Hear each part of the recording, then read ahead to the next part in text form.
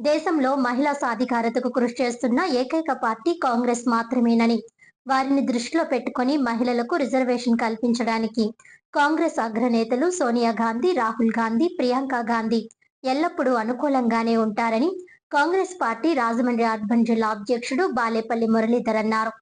మహిళా reservation bill సాకుతో BJP ప్రభుత్వం రాజ్యాంగంలోని 131వ రాజ్యాంగ అధికరణానికి సవరణ చేసి డీలిమిటేషన్ బిల్లును ఆమోదింపచేయడానికి కుట్రలు పన్నిందని ఆరోపించారు. అందుకే పార్లమెంట్లో కూటమి ఎంపీలు ఆ బిల్లుకు వ్యతిరేకంగా ఓటు వేయడం జరిగిందన్నారు. స్థానిక మున్సిపల్ కాలనీలో ఉన్న కాంగ్రెస్ పార్టీ కార్యాలయంలో గురువారం జరిగిన మీడియా సమావేశంలో బాలేపల్లితో పాటు పిసిసి ఉపాధ్యక్షుడు ఎస్ మార్టిన్ లోదర్, మహిళా కాంగ్రెస్ జిల్లా అధ్యక్షురాలు మోతా శారద, నిడదవోలు కోఆర్డినేటర్ మేడవరపు భద్రం దొర తదితరులు మాట్లాడారు. మహిళా రిజర్వేషన్ బిల్లుకి తాము వ్యతిరేకం కాదని పార్లమెంట్ సాక్షిగా లోక్సభ ప్రతిపక్ష నేత రాహుల్ గాంధీ స్పష్టం చేశారని అన్నారు.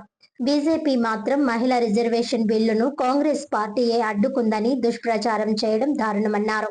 రాజమండ్రి ఎంపీ దగ్గుబాటి పురంధేశ్వరి కాంగ్రెస్ పార్టీ అగ్రనేతలపై చేసిన విమర్శలను వారు తీవ్రంగా ఖండించారు. బీజేపీ అధికారంలోకి వచ్చిన ఇన్నేళ్ల తరువాత 2023లో రాజ్యసభలో పాస్ అయిన మహిళా రిజర్వేషన్ బిల్లును తెరపైకి తెచ్చి కుట్రలు చేయడం సమంజసం కాదన్నారు. 2023లోనే మహిళా బిల్లును ప్రవేశపెట్టారని, అయితే దాని అమలుపై ఇప్పటికీ స్పష్టత లేదని మురళీధర్ పేర్కొన్నారు.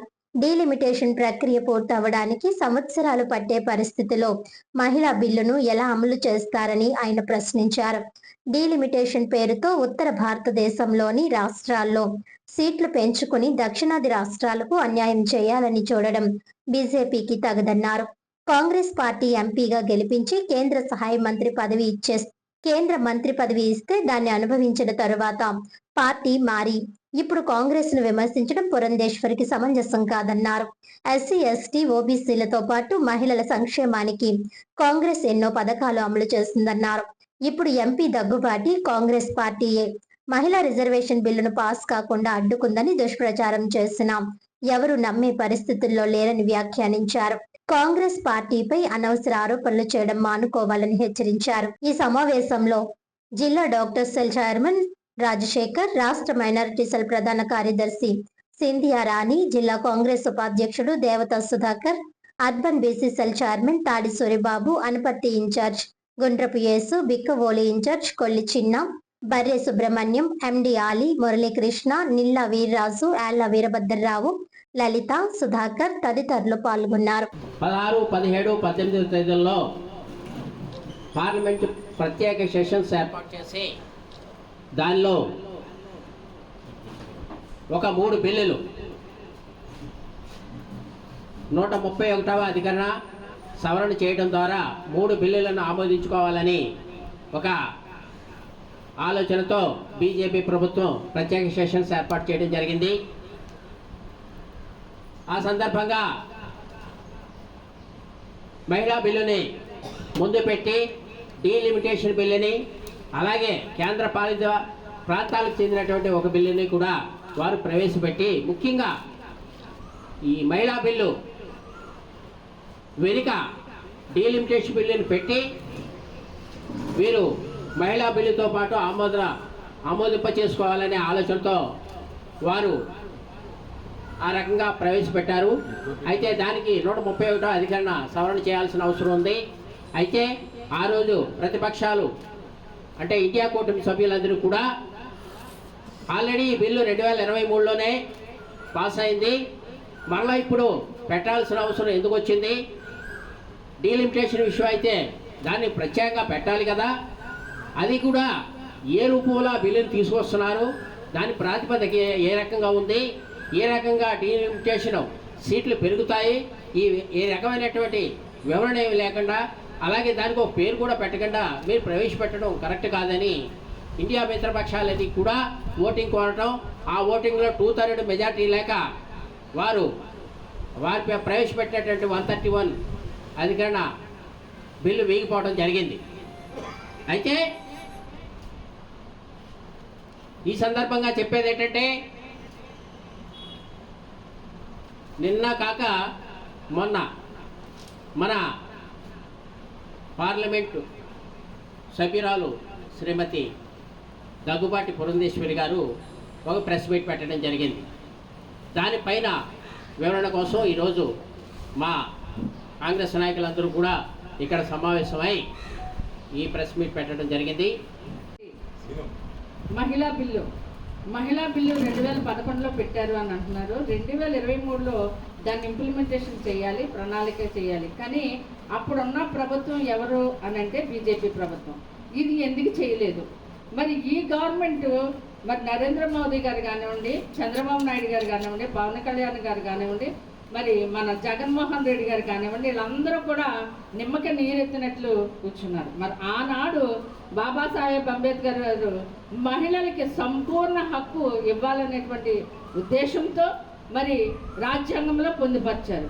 మరి రాజ్యాంగాన్ని తొంగలోకి తొక్కేసే విధానంగా మన మోదీ ప్రభుత్వం ఉన్నది. అప్పుడు పార్లమెంట్లో 541 మంది కూడా మరి మద్దతు తెలిపినప్పుడు కూడా మోదీ గవర్నమెంట్ ఇవ్వలేదు. ఇది ఎవరు తప్పండి? కాంగ్రెస్ మహిళలకు వ్యతిరేకం, కాంగ్రెస్కి మహిళలు అంటే కిట్టదు అనేటువంటి బూచిని ఒకటి చూపిస్తూ ఉన్నారు. నేను పురంధేశ్వరి గారిని ఒకటి సూటిగా ప్రశ్నిస్తూ ఉన్నాను. అమ్మా, ఎన్టీ రామారావు గారు పెట్టినటువంటి పార్టీ, మీ తండ్రి గారు అయినటువంటి ఎన్టీ రామారావు గారు పెట్టినటువంటి పార్టీలో మరి చంద్రబాబు నాయుడు గారు మిమ్మల్ని చేర్చుకోకపోతే కాంగ్రెస్ పార్టీ మిమ్మల్ని ఆదరించి 10 సంవత్సరాలు కేంద్ర మంత్రిని చేసింది. ఆ విషయం మరి మీరు మర్చిపోయారేమో. జడ్పీటీసీలు కానివ్వండి, ఎంపీటీసీలు కానివ్వండి, పంచాయతీ ప్రెసిడెంట్లు కానివ్వండి, ఒక మెంబర్షిప్ కూడా మరి ఎమ్మెల్సీలు కూడా కాంగ్రెస్ ప్రభుత్వంలోనే చేసింది. రాజశేఖర రెడ్డి గారి హయాంలో కూడా చాలామంది మహిళలకి రిజర్వేషన్ ఇచ్చి ఆయన మరి ఎన్నో పదవులు అంటగట్టారు, ఎన్నో పదవులు ఇచ్చారు. అలాంటి మహోన్నతమైనటువంటి మరి సోనియా గాంధీ గారిని కూడా మీరు బూచి కింద చూపిస్తున్నారు. ఇది మరి చాలా విరుద్ధమైనటువంటి సంగతి. మరి ఇప్పుడున్న ప్రభుత్వం మహిళలకి మేము ఇది చేస్తాం, అది చేస్తామని చెప్పేసి మీరు ఇంప్లిమెంటేషన్ ఎందుకు చేయట్లేదు? మోదీ గారికి కూడా మరి ఒక బీజేపీ ప్రభుత్వం అంటే ఎలాగెళ్తున్నది అనేది రాష్ట్ర ప్రజలందరూ కూడా చూస్తూ ఉన్నారు. ఉద్దేశం మొన్న 16 ఏప్రిల్ 16, 17, 18 తారీఖుల్లో జరిగినటువంటి 131వ రాజ్యాంగ సవరణ ద్వారా ముఖ్యంగా మహిళా బిల్లును అడ్డం పెట్టుకుని మరి యొక్క 3 బిల్లులను ఆమోదించుకోవాలని చెప్పి బీజేపీ చేసిన కుతంత్రాలను తిప్పికొట్టింది కాంగ్రెస్ పార్టీ. ఇండియా కూటమికి దెబ్బకి బీజేపీ చతికిల పడింది. ప్రధానంగా చూసుకున్నట్లయితే ఎక్కువగా 2023 ఏప్రిల్ 15వ తారీఖున ఈ రిజర్వేషన్, మహిళా రిజర్వేషన్ బిల్లు 33% అమలు కావాలని 106వ రాజ్యాంగ సవరణ ద్వారా చేయడం జరిగింది. దీన్ని 2023 ఏప్రిల్లో రాష్ట్రపతి ఆమోదించారు.